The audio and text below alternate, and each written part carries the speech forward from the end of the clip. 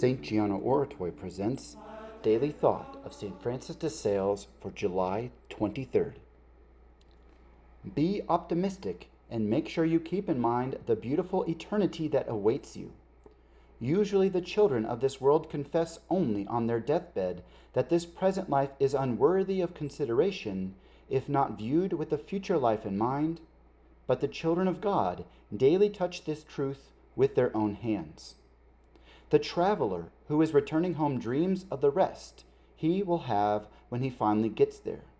So you also should continually long for the eternal peace toward which you are traveling. To acquire it, you should be prepared to work hard here below.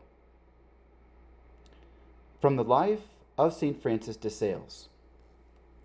Reverend Mother Rosalie Greffy, a most distinguished superior of the Order of the Visitation, declared in the process of canonization of our saint that in 1619 Francis visited Paris for the last time.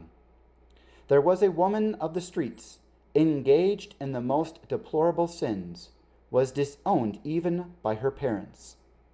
Like another Magdalene, she became conscious of her sad state and wanted to hide herself in a corner of some convent to do penance.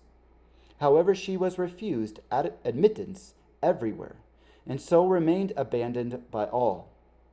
In this extreme crisis, she was able to go to confession to our holy pastor and confess everything, with an abundance of contrition and tears.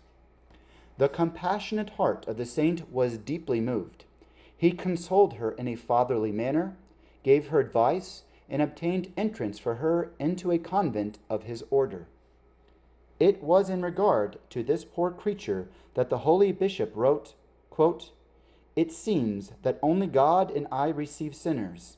No one wants anything to do with this poor girl, even though she is truly penitent. I want her to be accepted into one of our houses." End of quote.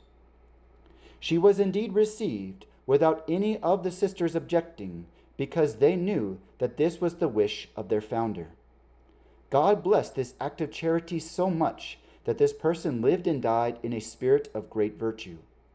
Her penance brought many graces. She reached such a high degree of prayer and the spiritual life that directors of souls often went to consult her in seeking to resolve difficulties of conscience.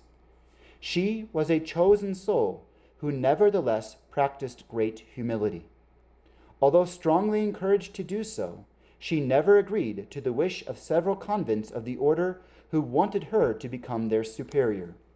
She reminded them of the disgraceful life that had brought her to the happiness of the religious state.